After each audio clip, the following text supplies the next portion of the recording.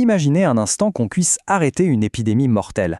Pas avec un médicament miracle, non, mais avec une simple carte. C'est l'histoire incroyable qu'on va découvrir aujourd'hui. Une véritable enquête policière qui mélange médecine, mystère et, au final, l'un des premiers grands coups de génie de la visualisation de données. On est en 1854, à Londres. À l'époque, c'est la plus grande ville du monde. Et un tueur invisible, implacable, frappe la population. Personne ne comprend d'où il vient, c'est la panique la plus totale. Tout se passe dans le quartier de Soho. C'est un quartier très animé. Et là, en plein mois d'août, une épidémie de choléra d'une violence inouïe, éclate. Les gens meurent en quelques heures à peine, dans des souffrances terribles. Forcément, les rues se vident, la peur s'installe partout. Et pour qu'on se rende bien compte de l'ampleur du désastre, ce chiffre parle de lui-même. Plus de 500 personnes sont mortes en à peine 10 jours. C'est une hécatombe. L'épidémie est tellement rapide, tellement féroce que les médecins sont complètement dépassés. Pour eux, la cause est évidente, mais ils se trompent lourdement. Le truc, c'est qu'à cette époque, la science a déjà une explication toute faite pour ce genre de maladie.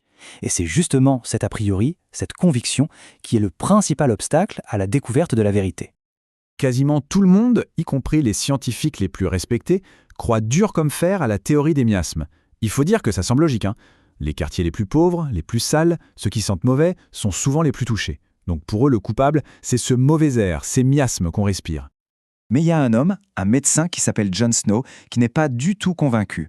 Lui, il a une intuition qui va complètement à l'encontre de tout ce que l'on croit savoir à l'époque.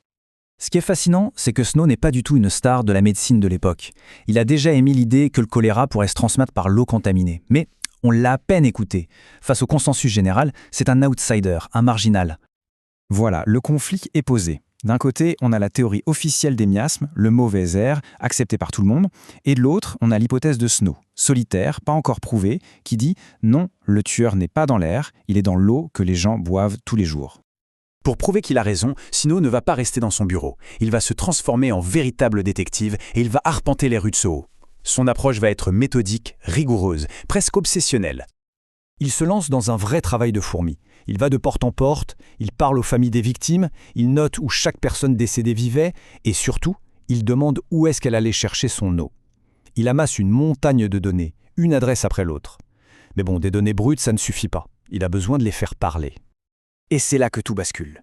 C'est là que son intuition se transforme en un vrai coup de génie. Il décide de mettre sur une carte toutes les informations qu'il a patiemment collectées. Il part d'un outil tout simple, un plan du quartier de Soho. À ce stade, ce n'est qu'un ensemble de rues, de bâtiments, rien de plus. Les données sur les décès sont encore invisibles. Et puis, il commence à ajouter ces données. Pour chaque mort, il dessine une petite barre noire à l'adresse de la victime. L'effet est immédiat et il est saisissant. Des colonnes de barres noires se forment. Elles grimpent littéralement le long de certaines façades. Un schéma terrifiant commence à émerger de cette donnée brute. La carte le montre clairement. Il y a une concentration énorme de décès dans une zone très, très précise. Les morts ne sont pas du tout répartis au hasard.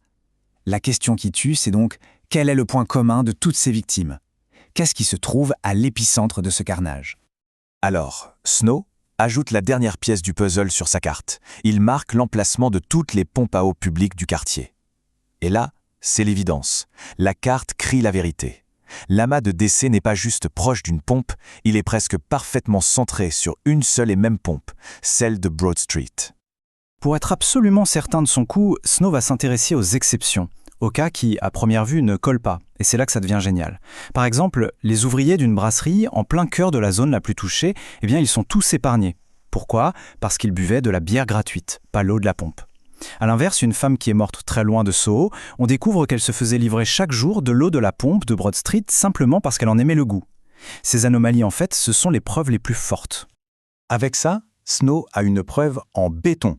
Et il va passer à l'action. Sa découverte ne va pas seulement mettre fin à cette épidémie, elle va révolutionner la médecine et la santé publique pour toujours. Le 7 septembre, John Snow va présenter sa carte aux autorités locales. Elles sont sceptiques, bien sûr, mais la démonstration visuelle est tellement claire, tellement percutante, qu'elles acceptent de faire ce qu'il demande, retirer la poignée de la pompe de Broad Street.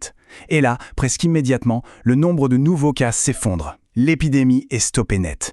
D'ailleurs, une enquête montrera plus tard qu'une fosse septique qui fuyait contaminait directement le puits de la pompe. Ce qu'il faut vraiment retenir, c'est que cette carte, ce n'est pas juste un joli dessin. C'est l'acte de naissance de ce qu'on appelle aujourd'hui l'épidémiologie.